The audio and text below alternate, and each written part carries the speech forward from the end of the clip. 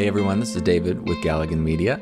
Wanted to take you through a video tutorial on how to input a alpha channel into your ATEM, actually using two of the HDMI inputs. For the longest time, people said you can't do an alpha channel over HDMI, and that's true, but you can do an alpha channel over two of your HDMI inputs. So I'm going to walk you through this, and this is going to allow you to do an overlay using your downstream key on your ATEM. So I have the ATEM Mini Extreme ISO, and I'm using channels 7 and 8 as my two channels, my two inputs, in order to have a red, green, blue, and RGB, and then my alpha channel in order to extract all the extra information and put a nice lower third on my program and it not have to use SDI. So let me go ahead and jump in here. I have a screen capture of my laptop here. I also have a screen capture of my ATEM. Just got a graphic of myself up there just to kind of showcase what it looks like. I use the Belkin dual monitor display. It's USB-C. It has an Ethernet and it also has two USB ports, but the most important thing is it has two HDMI out. So this allows me to output from ProPresenter 7. It actually will see the two displays, and then it goes into, I'm putting it in 7 and 8 in my ATEM, and I'll walk you through that, but just so you guys know, that's what I'm using. So once you plug it in and you plug in your HDMI from the Belkin into your ATEM, you go to your system preferences, go to displays, and what you should see your primary display for whatever, either desktop or laptop that you're using. I'm using a MacBook Pro. And then you should see the two additional displays that's outputting to your ATEM, and it should say, you know, a BMD HDMI 2 and 1. You can swap these around. It really doesn't matter how they're swapped around. You just want to make sure you see a total of 3 available displays. So once that's done, then go into and launch ProPresenter 7. ProPresenter 7 is just a very robust graphics and software for live application. It's super powerful. I highly recommend it. It is made for houses of worship. The developers did make it for that. So you're definitely going to see some features in there that favor that audience, but it really can be used for any application. It's extremely versatile. So I've uploaded some overlays that I made in Final Cut Pro here. Just a few. Here we go. Here's my name and my website. And these two displays, these two are alpha channeled out already.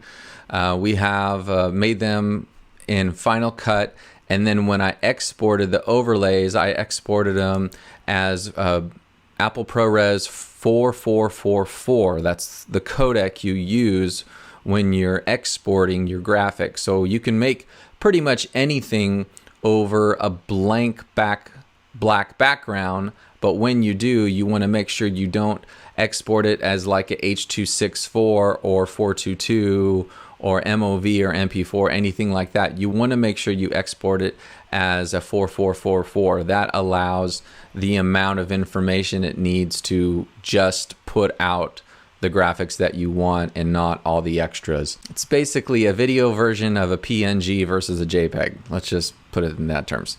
All right, so what we're going to do now is we're going to go into our screens. We're going to go to configure screens, and this is going to come up. There's another way to get to this menu. I'll show you how real quick. If you go to ProPresenter preferences and then screens, that's just a different way to do it. Same destination though. You hit configure screens and that pops up. So now that we're in configure screens, remember I have my two inputs on my ATEM already plugged in. I'm going to make sure I have selected and the audience screen, mine's just named screen 3, yours could be named something else. But if you look down here on the output, I should have 3 options. I can do my, this is a laptop. I could use my laptop display. I don't want to do that. What I want to do is I actually want to use one of these two Blackmagic displays. I'm going to go ahead and use this first one for my primary display, and you'll see that it'll come up. And what we really want to do is use both of the HDMI outputs on our Belkin monitor output adapter that's coming into our laptop via USB-C. What I want to do now is I want to actually split this channel. I'm going to go from single, I'm going to do a mirrored output. That's going to actually give me two assignable outputs.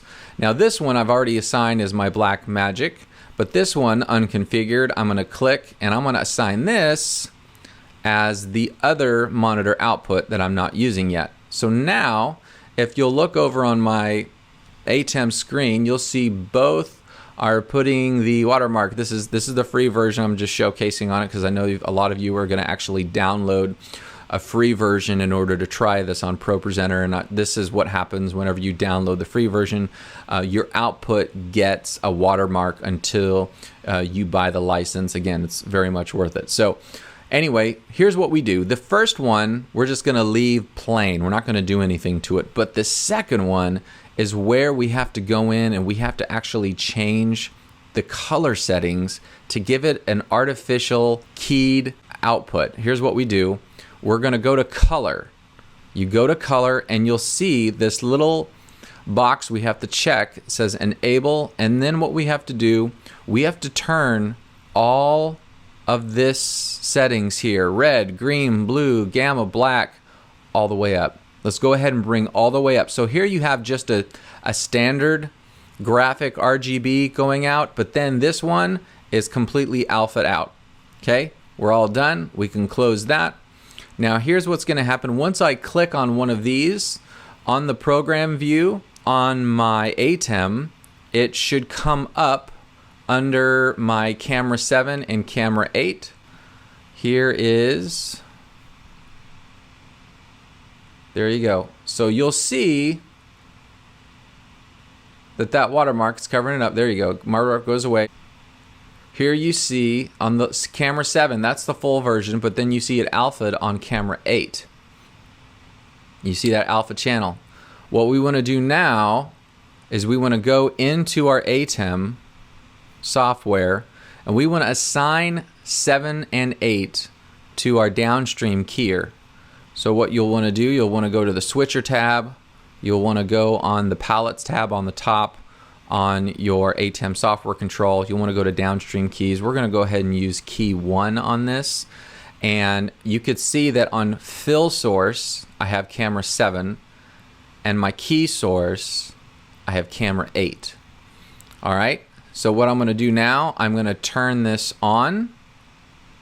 Now I can also on my ATEM I can actually push the hard key DSK1, and what I'm going to do now, this is totally ready to go now. Now, as soon as I press one of these graphics, it's going to actually come up as the alpha channel. Here we go. Boom. There you go. Here's the black one, but if I want that little red, here we go. Let me push the, there you go. Has a little red outline, just kind of pops a little bit more. So this will continue. I can pause this if I wanted to. So I can run any lower third I want to. Here's I paused it. I can, if I was to switch to my other graphic here, it stays up. So I could be switching to all these different shots through my program. Here's the watermark if you buy it. So I could be switching through all the different channels in my switcher. I really have 1 through 6 now available because I'm using 7 and 8. 7 is my primary channel for my graphics, for my downstream keyer, and then 8 is my keyed. So that's giving the alpha channel, and that's removing all the extra information. So this allows me to go back and forth. I'm going to go ahead and finish out this graphic. Boom.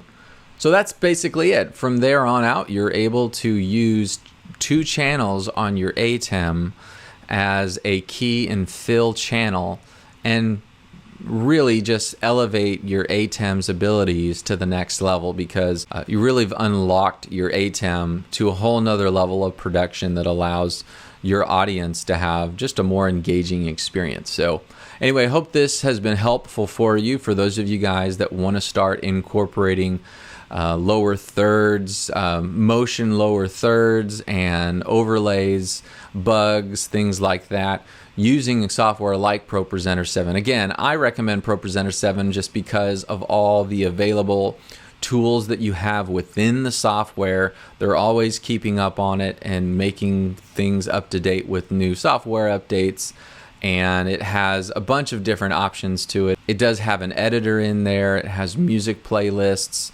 all sorts of things that you're able to do. I really don't want to go into it, but it's a great tool to have if you're doing live production. Thanks so much for watching. If you like this video, please give it a like and share it with someone who might benefit from it. Have a great day.